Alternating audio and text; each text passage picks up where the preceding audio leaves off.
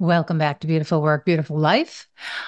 Well, I have a great episode for you today. I'm interviewing Rachel Camfield for Tales from a Beautiful Life. Well, let me see.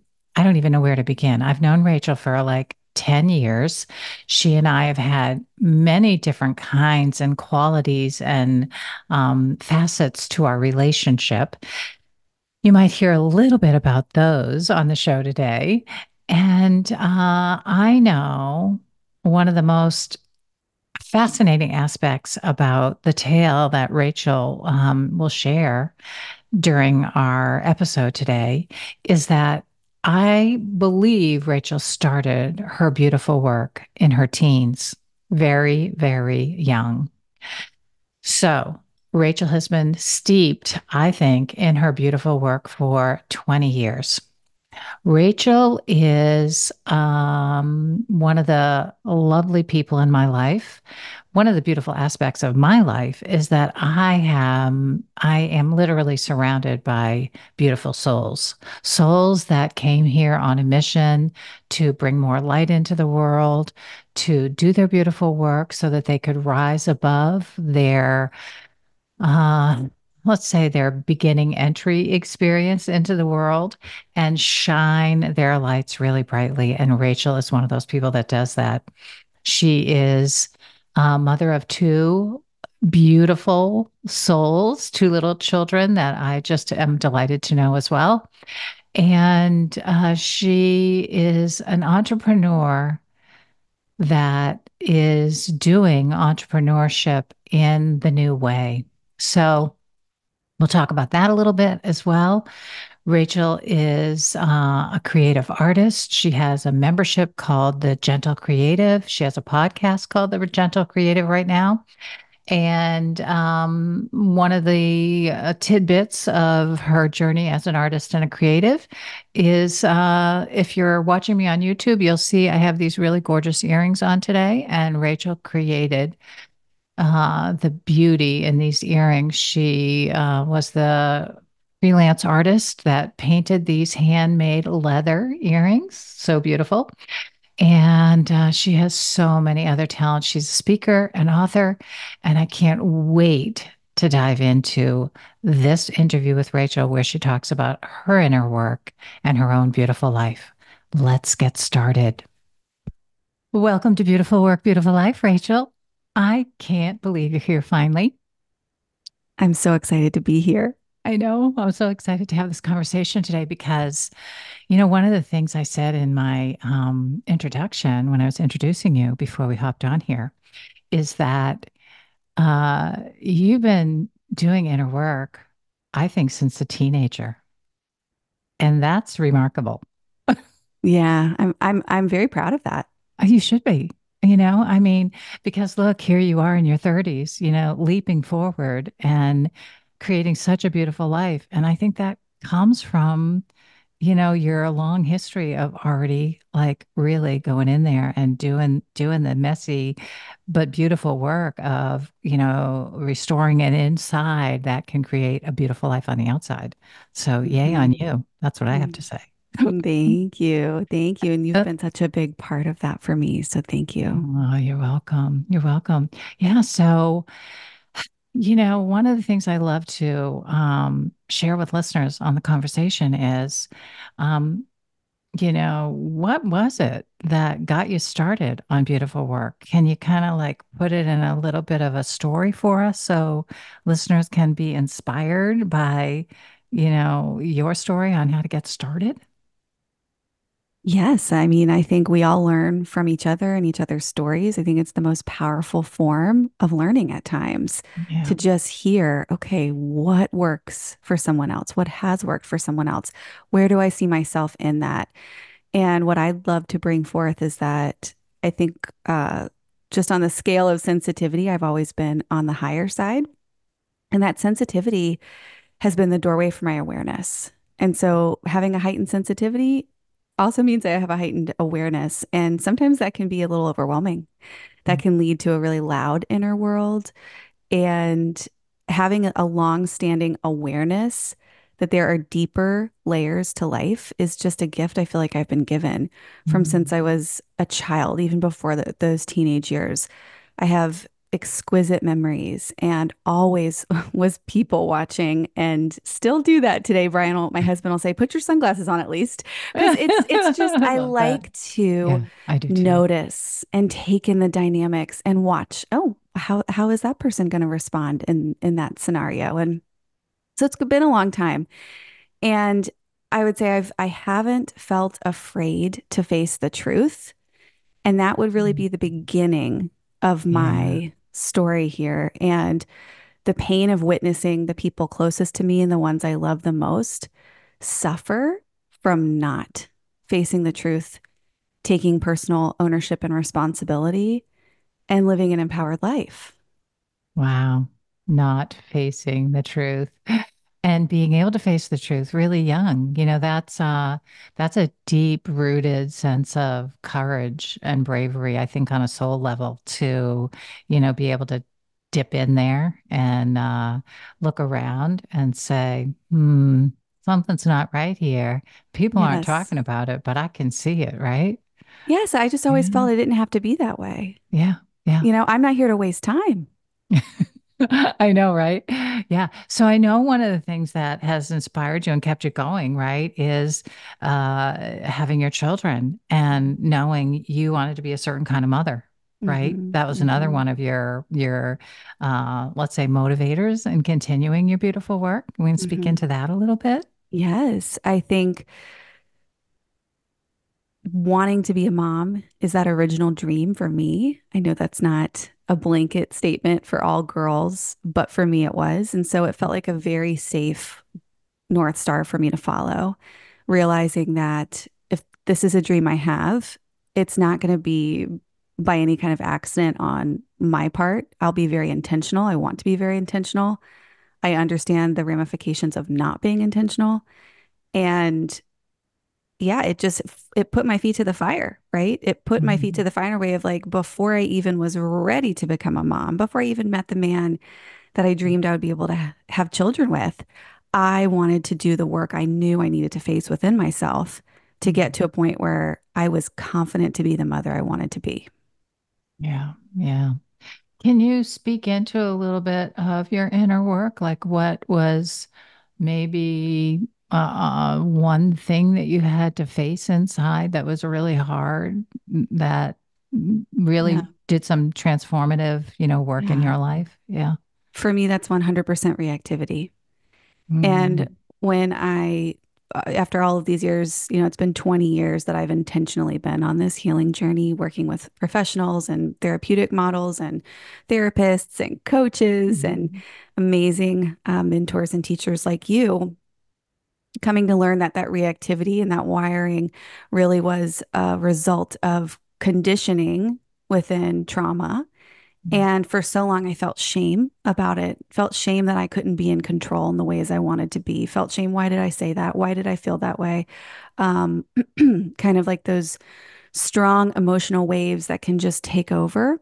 Mm. And I didn't like the way that felt. And there are a lot of ways to cope with it if you don't have the understanding of what's happening. And that can go into, numbing behaviors, using substances, using relationships, using money, using shopping. It can be so many different things. It's not one Yeah. thing, Right. but looking at those behaviors as a clue as to what am I trying to alleviate in this? And then working backwards from there to take ownership for the kind of human I believe I can be and I want to be. Yeah, yeah. So I know, for me, that's been like one of the biggest clues too around my own work, is that feeling of responding in a way that I don't feel good about. Yeah. And I think that not only the sensitivity piece is like a part of that, like being sensitive to the situation, being able to face the truth, right? Call yourself out, so to speak, in that moment, like, whoa, that was not cool. Um, but then also the I guess the high standard for Yeah. yourself, right? I think that's Hmm. another piece of the puzzle of feeling like I want to do better. I want to be Hmm. better. I know I can be better. Yeah. And being willing to do what I think is then the hard work, right, of changing that reactivity Yeah. and those patterns that were survival essentially for us, Hmm. right? Yeah, yeah, Yeah. yeah, And just realizing it's not about living a perfect life. yeah, That doesn't exist. right. It's about feeling equipped within myself to navigate the challenges that come and that will come and to also celebrate, right? That's the flip side of it is Mhm. being so bound up in my reactivity and CPTSD personally for me has another side to it. And the flip side of it is the joy, relaxing, finding celebration, prioritizing self-care in really meaningful and deep ways to have this beautiful life, as you call it. Mhm. And so it's not just focusing on one aspect or one facet of it. It's realizing it's so multifaceted. It's affecting a lot of different reactions, good Yeah, and bad. yeah, yeah.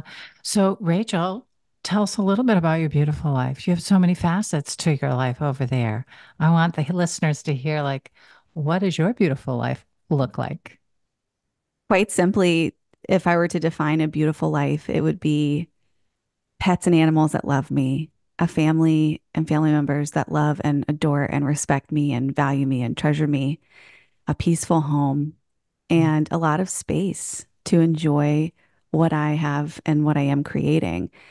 On a more smaller scale, it's probably peaceful, quiet mornings, harmony of relationships, including the one with myself, and having support, deep friendships, and tools to navigate life's challenges and share in life's celebrations. That's so beautiful. Will you talk a little bit about your work and your journey as an entrepreneur? Because I feel like for those of us that are entrepreneurs and have taken that journey, that it really kind of dovetails and twists and turns with our inner work. So, Yes. like just to speak into that a little bit and let people know like how big that can be too. Yes. I mean, if you really want to sign up for a double dip of the personal growth and inner work, do this work and also become an entrepreneur or live a creative life. Yeah. And going back to the beginning, from the awareness that I had, knowing one day I dreamed of being a certain kind of mother, I dreamed of having a beautiful life and would do anything to get to that point, to work within myself to reach those new shores and wake up, the way I dreamed of waking up. Being a creative was also on that list. And I Yeah. began writing as soon as I could write. I wrote my first book proudly in third grade, I still love have that. it. And just knowing that the quilt of my life, I wanted it to be a creative one. And financial security and independence as a woman is really important to me. Mm. Having tools and skills and abilities to bring in an income to whatever level I'm capable of at that season. And I really am grateful for the internet and the time that we're living in because it does make it so much more seamless to do what I do from home and to continue to grow and develop as the coach and mentor that I am to my community and clients. Yeah, I love that. Uh, I love your trajectory as an example for people to see how we evolve and how we grow and change as we do this inner work, right? That if you're going to do the inner work, you are going to encounter new aspects of yourself, new desires, new ways of wanting to recreate and be in the world. And so, will you just kind of walk us through, right, from the beginning of your career up until now where you are so people can just kind of see the evolution of how cool it can look Yeah. to do this work and to grow as a professional. Yeah. Yeah. First, I just want to say that no matter where you find yourself as a listener on the dot on your map, I believe that's exactly where you're meant to be. Yeah. And that, I have been very thoughtful this entire time. And all of these years later, there's no accident that I'm here in these ways. And for me, that's proof that that intentionality and living by faith in these ways will lead you to the dot on the map that you really dream of being. Mhm. And when I was in school, that looked like I was so passionate about writing and English, and that's always been my gift. And so just trusting that, knowing that the areas of weakness that I had, I didn't even feel that bad about them. I just thought, you know what? I can't be good at everything. No one's great at everything. And Love so that. really getting into college, and I really wanted to study art, but unfortunately that wasn't an option for me at the time. And so I decided to channel that creativity into learning valuable skills, knowing that if I was going to succeed professionally and within the life that I dreamed of having, growing the skill sets, many skill sets as I could was the key to the lock on my door. And so I started out with a major in psychology, thinking I would actually maybe go into therapy. Discovered that the sciences and more areas like that in the academics was not my strong suit. And it was something that I didn't really have the energy to master that. So I said, let's pivot. And I decided to switch my major then to English, knowing that no matter what I ended up doing, those would be skills that's like sharpening a knife to me. You just can make it so refined and it can be such a tool. And so I switched from that and made psychology my minor, and then graduated with my degree in English with a concentration in professional writing. At that time, I also was working a lot on campus. And so I put myself in places where I could learn from other people professionally, really utilizing the full body of people on a college campus, right? And so I worked in the president's office. I was a speechwriter for him. I was a group fitness instructor, a personal trainer, a group fitness supervisor. I worked in the career services building and helped edit resumes of peers and other students. And I also served as a maybe a mentor, I guess is what you called it at the time, for student athletes, helping them navigate their academics and balance their school stuff and their sports. And so I look back, and that's a lot of work on it, Yeah, it in was a addition to lot. I just wanted, graduating with, like, I have to take a breath for you just yes, because I'm like, college. That was just college, everybody. Okay. So just like strap on your seatbelt because more to come. Here we go. I just really wanted to seize the opportunities that were there, and that was my main goal. And so once I did graduate, I actually went into the retail space because while I had a lot of opportunities and incredible letters of recommendation from my undergraduate experience and I felt very equipped to walk into higher education, I had been watching the people there live their lives, Mhm. wear their suit jackets and their suit skirts with tennis shoes to walk at lunch and bring their lunch in a Tupperware. And I am so changed by those people with what they taught me. And I also was able to see, that is not my dream for my life. We're all different, but that one's not mine. And I didn't think I could fit myself into four walls like that every single day, needing that creative outlet and craving to have flexibility and freedom. So that's where retail came in for me. And that's where I was introduced to the wholesale home decor and gift industry, which became my foundation for my true business education. So I didn't get an MBA, I didn't go to business school, but I've done over 3,000 in-person cold calls. I grew a partial part of Virginia as my territory, took it to North Carolina, made it a little more larger on the East Coast. And then I ended my wholesale home decor and gift industry career with a 7-state Southeast territory and doing the social media marketing and PR for a really cool company based in Northern California in Sonoma County. And so, well, Petaluma. And traveling coast to coast, going on airplanes, doing trade shows, spending 12 hours a day on concrete floors, greeting each person, hopefully the same level of excitement when they walked in our showroom, helping set up showrooms, going out to dinners, doing live events like Southern Living's Biscuits and Jam down in Charleston, mingling with just very creative people. It Mhm. opened my eyes to a whole new world, and it gave me so much permission to I was helping other people with their dreams, essentially. Product-based businesses, brick and mortar businesses, mom and pop retail shops, those are all someone's dream. And so I was able to see, wow, like these people really created Mhm. something from nothing. And now people know the store hours, they know where to shop, they know these aspects. All of this business acumen coming into play from customer relationships and B2B, and managing those nuances that come with the territory. So and so down the street has this one, so and so down the street has this one. You can trust me, building all of that rapport. Then I found myself in the online space, really understanding. I mean, back in 2013, people were really just beginning their online businesses. Yeah.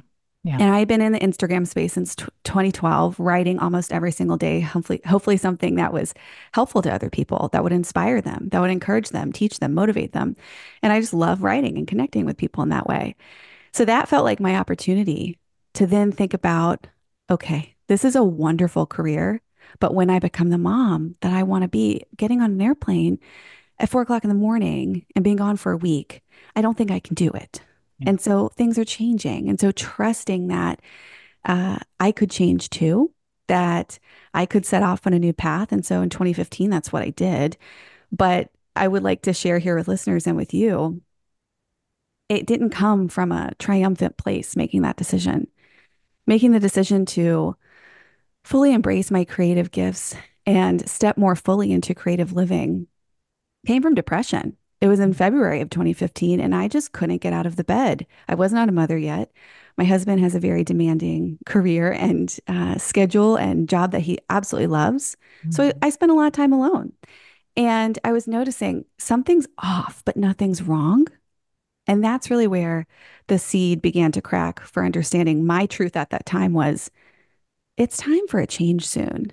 And I'm not using my creative gifts to the in the ways that I dream of. And I'm the only one that can change that. So it started with a tiny blog. It started with me finding other online I loved entrepreneurs. that blog. Biz Darling, the joy of doing business with soul. And I Biz still feel like that's who darling. I I love, I am. I know, mean, I it's still the know. same thing. It's just It a was different. so great. It was just so Yeah. great. I mean, and also for me, right? It was, I don't want to stop your story, but I was No. just, I want people to know, like, that was one of the things that inspired me so much, was watching you, number one, launch that. And then I got to hear your voice in writing. Like that was my introduction to your voice in writing. And so I was like, oh my God, like you had this fresh, vulnerable, upbeat, truth telling voice that I was just so drawn to, and I think that's true. That's why your social media has been so successful too, right? Is because people relate to that. They love to hear that voice. So sorry to interrupt your story, but I need No, to no. just And comment I there. also want to say that I met you and started working with you, I believe, in 2013. And so you were a part of doing the work with you, as you can, if you look on the line of the order of events here, it Yeah. was 2015 when I made this realization. I'd already been working with you for 2 years before that. Yeah. So there was a lot of deep inner work and processing happening Yeah. well before I was even able to utter the words of this Mhm. change. Yeah. And I was actually chatting with a client this morning, and it was a really cool message to receive because she felt safe enough to put into words with me something that's very truthful for her. And she's never really said it out loud before. And I just had this moment of feeling like, well, that really is the work, isn't it? Yeah. That it's so powerful that we can say something that we maybe are afraid of. And once it's spoken and released, we then get to decide what we're going to do from there. But if we just hold it in, it's just going to metastasize in a way. Yeah, it's almost that moment of the energy getting so tight and so intense that we can't hold it anymore. And I think, it's that moment of saying, I can't do this like this Yes. anymore. And I know there's more in this life for me, and I have got to go forward and figure that Yeah. out, right? Yeah, Whatever. the pain of the fear Yeah, becomes less than the pain yeah, of holding it in and staying. And I think the beautiful invitation really is to not be afraid of your awareness, but to treasure it, right? yeah, And what if yeah. it's not here to harm you or make your life harder? What if there are paths and ways Mhm, forward that exist, but you just don't see them yet? It's such a different way mhm. of looking at it. And so many of us were conditioned not to trust that inner awareness. I know. I know. So take a breath, pause here, and invite our listeners to know you have the voice inside you too. You have that impulse inside you too. Your intuition will guide you, but you got to tune in and you've got to honor it. And to tune in, you have to make space for it, right? And Yes. that's what so many people are unwilling Yeah. to do and don't see the value in that. Yeah. Or Don't see the don't think value. that they can do. Don't you think a lot of Yeah. people are caught in that space? I don't have time. I don't have time. I Yeah. can't. I can't. And you Yeah. can. You can. Yeah. You can, or your body will force you to Yeah. eventually, or life will That's right. force you to Right. I mean, how many eventually. stories have we heard of people like literally coming into crisis in their body with Hmm. illness, with a shutdown, with an accident, right? Where then everything goes still because they wouldn't do it. They didn't choose it. Yeah. Yeah. So it's powerful. It's very, Very very powerful. powerful. Yeah. So your creative journey started in 2015, really, like the Officially, exploration yeah. of, like professionally saying, I surrender. I want my life and my business life to be an aspect of my creative journey here, and I'm going to Mhm. figure it out. I'm going to figure it out. And so Yeah. the blog wasn't the beginning of it. I was still working full time. What happened though was with putting my words out there, and thank you for so much for being a reader. Uh, Mhm. it allowed people to actually, as women, I think sometimes we struggle with, we only want to say things that we know. It's hard to share what we think. Feels Yeah. very vulnerable and exposing to do that. And that was me really saying, my voice matters. I can change my mind if I put this out there. It's not written in stone. Like, you know what I Mhm. mean? Like, there's Yeah. so much pressure that can go into using your voice. And people started contacting me actually to have me help them with their brands, have me coach them. And so that was kind of a beautiful God wink of, okay, I'm not really even marketing anything here. I'm doing this for the joy of it. And there is interest on the other side. And so because I didn't have children and because Brian was working so much, I had a handful of clients. I would do it on the weekends. I would do it after hours. I was so worried that people were thinking I'm working during hours. And I was just so careful with that. Integrity is Mhm. one of Yeah. my highest values. Yeah. And it was just a season of life. I had so much energy to put in places. And I think as women, sometimes we notice that in different seasons of our life. You're like, wow, that was amazing. Yeah. And what cool timing that was. And so by the end of 2015, I'd had really positive conversations with the company I was working with. I actually stayed on, I think, for 3 months. So I didn't want to leave anyone in a lurch. And so there Mhm. was a really long runway of my exit. And that felt like the right thing to do.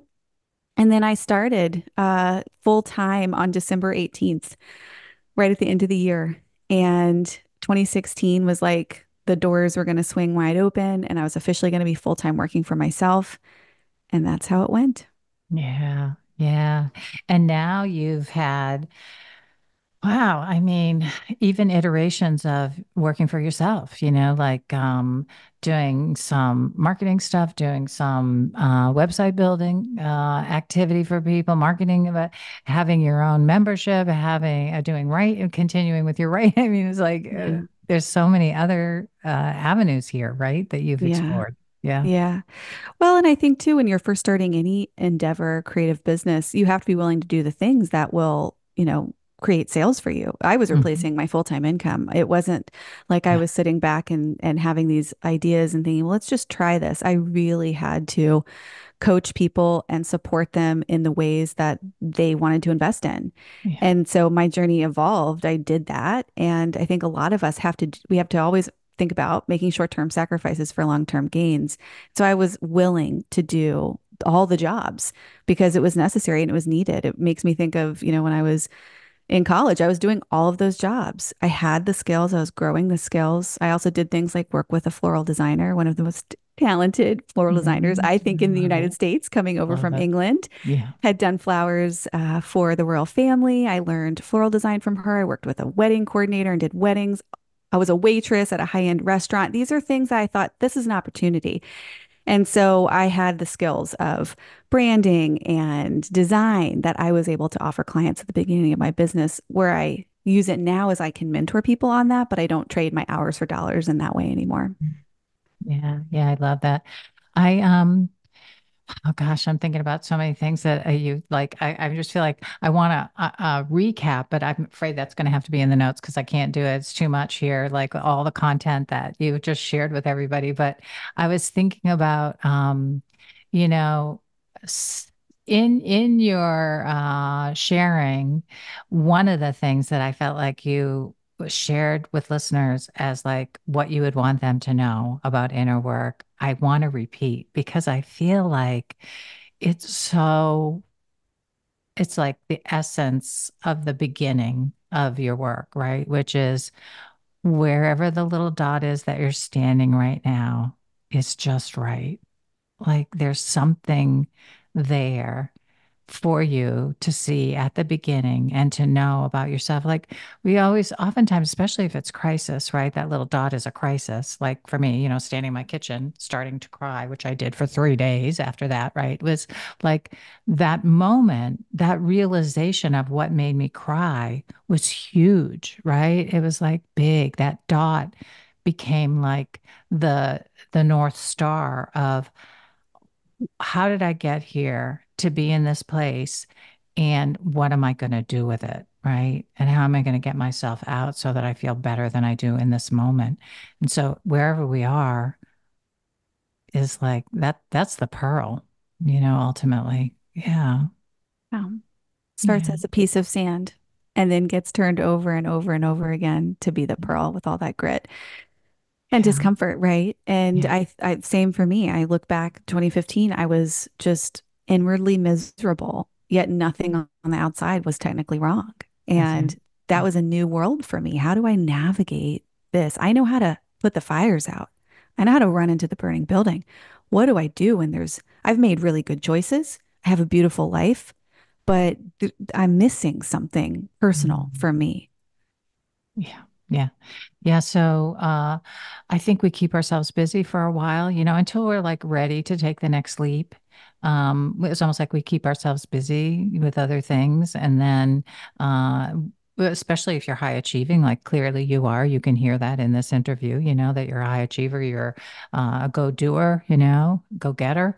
And, we can keep ourselves busy. And then when we've achieved and we've done and we look at it and we still feel inside this thing that doesn't feel right or feels like something's missing, then you can't really run away from it if you're a truth teller, which is what you said right at the beginning, which is like, I can't not face the truth. Yeah. Yeah. Yeah. I mean, for me, I become aware through my body and my emotions. And Mhm. then the spirit rising up in me is really where I put my trust. Yeah. Yeah. Can you speak into that a little bit more, Rach, so people can I often feel like, one of the pieces of inner work is coming into your spiritual life and feeling like you have that true faith, in anything. It doesn't, whatever it is, right? And so, can you talk a little bit about your journey there too? Because I feel like Yes. you've been on a journey with that too. Mm, yes. As a woman of faith, it is one of the most important, it is the most important part of my life. Mm. And it is, very private at times, coming together with other believers who share similar backgrounds and understandings and have, in my faith, you die to yourself, right? And through that, you are reborn, you are remade. And anyone who decides to, for me, follow the teachings of Jesus, you get to have the Holy Spirit dwelling within you. It's not something that I've made up. And it is so powerful to feel like there's something so much greater that I'm a part of. And I could go back to the beginning, and I've questioned my life. Why am I here? I mean, my beginnings aren't the fairy tale wedding or the high school sweethearts or, and so Yeah. those stories have always made sense to me. Mine has been confusing to me. And so, really understanding that there is a heavenly father that I have who cares for me and who knows everything about me, that I don't have to fight myself, that I don't have to distrust certain aspects of me, whether that's my personality or things that have happened in my life, and that I just get to rest in the palm of God's hand. And when I was stepping out in 2015, that was what I was relying on. And this entire journey, when I walk my walk of faith, that doesn't mean it's blemish free. That doesn't mean I'm perfect. That doesn't mean terrible things don't happen. It just means that I'm not alone in those things. And I have an almighty hand that is protecting me and holding me throughout, and a place to go for resources and support to help guide me and guide my steps and be a part of this beautiful life I'm living. And, motherhood plays into that. being a wife plays into that. Really understanding that I am a selfish person. We all are selfish people. And there's an opportunity to die to that selfishness, to be remade again, to serve others, to be humbled, to have loads of grace for others and for myself. That is a beautiful life. And when my children love me and my husband loves me and I get to be a hopefully valued part of my community, that's the reason why. Yeah.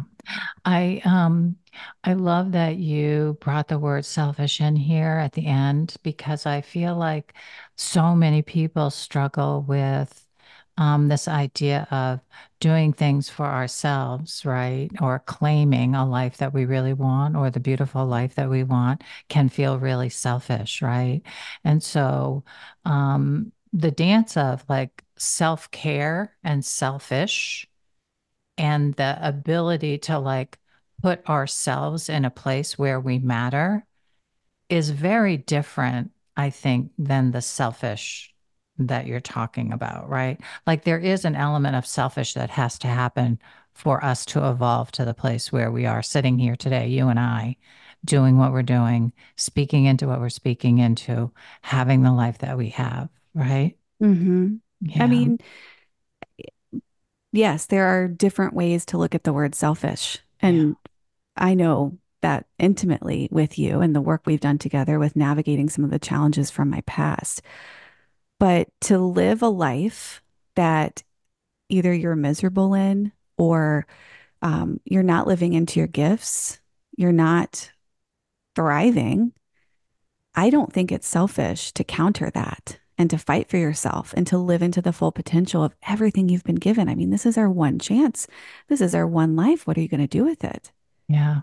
And I have felt like, especially like in my own personal experience, and then watching clients like you know, who have over time, right, come into their own and given so much back in their way of evolving into their own potential and their own strength, right, is that the way that it feels selfish at the beginning is the way that you understand the full transformation of going from selfish to selfless, right? The gift of claiming in a selfish kind of way, I need to figure this out. I need to reach my full potential. I need to make space to do these things. And then when you do, you come into the space of such a giving that feels more natural, that feels boundless almost at some level, right? And I think that's the beauty. I mean, we talk about mini transformations always along the way, right? As we're going through this beautiful work. And that idea of coming to understand selfishness is one of those powerful transformational journeys. Yeah. Yeah. Yeah, there are many layers to it and to the Yeah. word and to that work. And yeah, I wish it was an easy sentence to say, but I don't feel like it is. Yeah. Yeah. Yeah. Rach, well, we could talk forever, as we We could often and we do. do. And we do. That's right. That's right.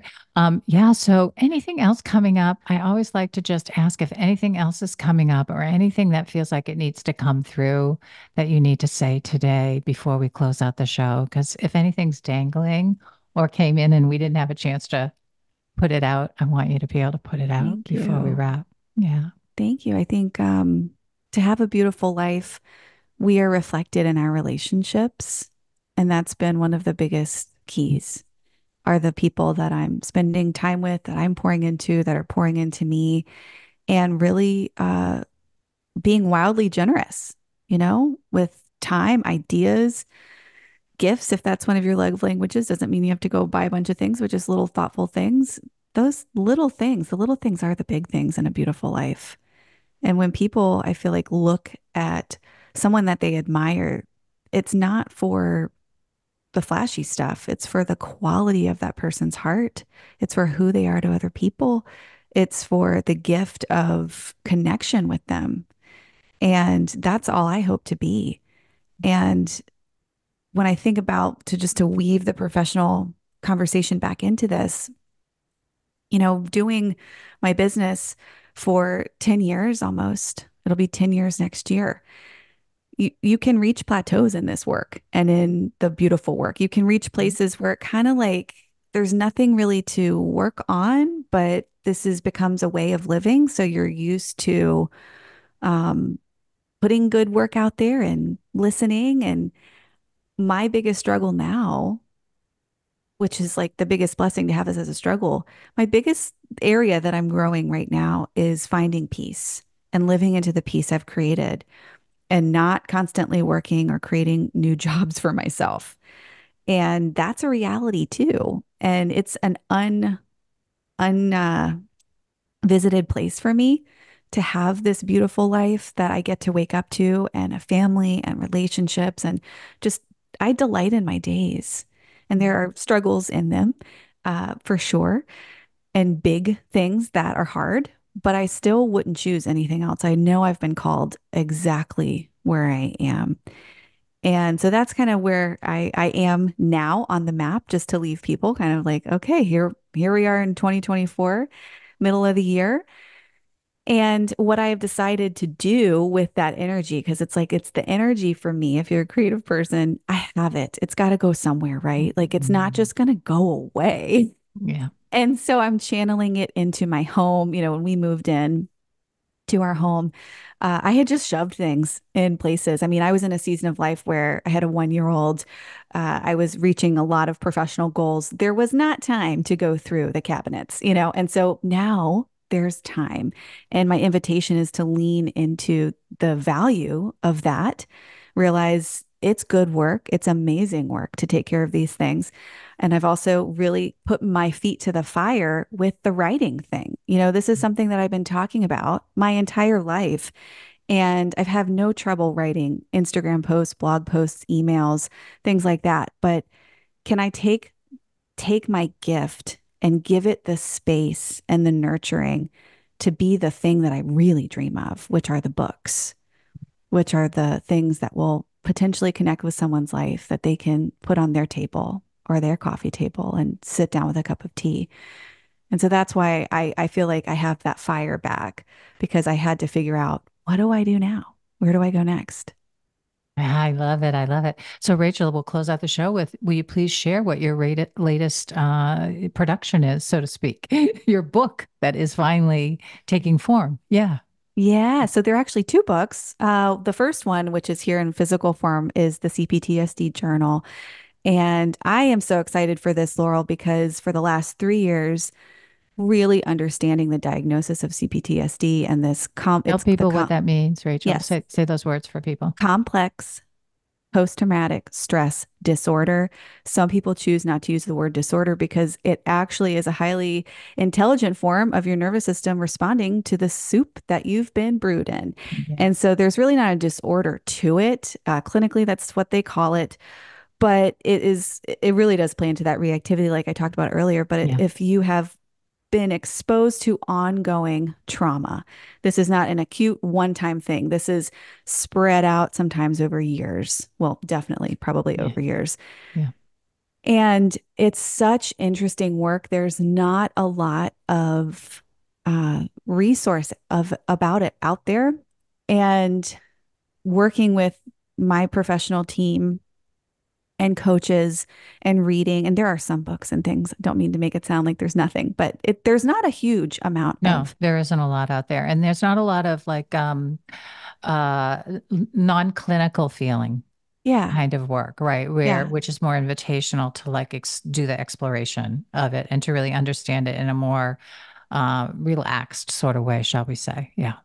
And I think this affects so many more people Yeah. than they It affects, realize. I know, so many. And I think the therapeutic models are doing a disservice by not including more of this in the treatments for people. Mhm. And I was fortunate to work with a therapist that was able to support me very intentionally in this way. And so I take notes copiously. I have journals. That's part of how I bring my awareness to life and I love them. And so I decided at the beginning of July, I was going to sit down and go through these journals from the last 3 years. What were the things that actually made a change for me? What were the ahas that I was able to grip onto and actually get where I needed to go internally in this way because there's no perfect destination, but I have reached the place internally that I always dreamed I could with my reactivity, with my nervous system, within relationships and communication. And so I put all of my underlined and circled things, my tools here in this one journal and Love it. workbook. And, I created things like centering pages in case somebody wants to. I'll hold up a picture for you. Make a Mm, copy or make a picture and just put that on your fridge for the week and just look at it. mm, The only way to get out of burnout is extreme self-care. I'm going to meditate on that. I'm going to hold space for that, right? yeah. So that's what this is, and I'm so proud of it. And it is an invitation, like you said, and it just feels really good to have it all in my hands.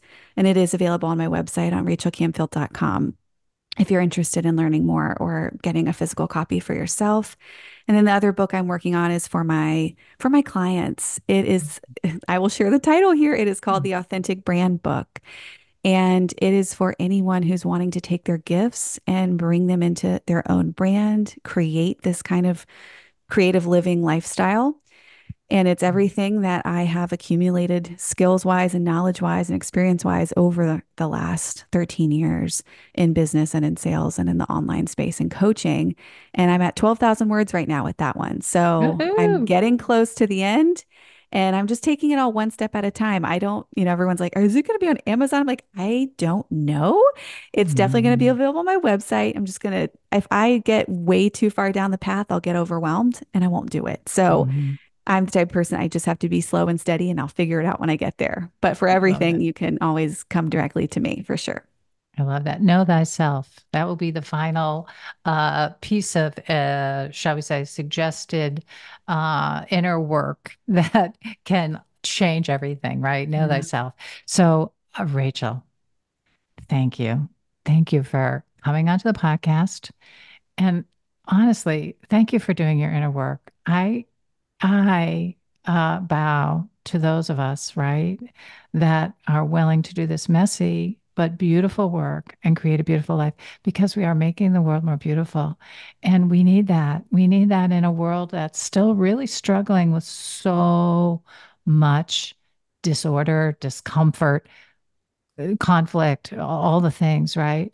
And so thank you. Thank you for being a light that shines in my life and in so many others. I love you so much, Laurel. I love you too, Rach. You are a treasure to me. And thank you for the kind words and for the recognition, but also thank you for being my teacher and mentor because Mhm. you are a pillar in my life and in my work. And I know I would not be who I am and where I am without you. Thanks, Rach. Thanks for those beautiful words. All right, we're going to close right there. Thank you, everybody, for being with us today. All of Rachel's contact information will be in the show notes, so you can get in touch with her as needed and wanted. And one more thank you to Rachel for being our guest today. All Thank you for right, having me. off we go. Back for more. Bye, everybody.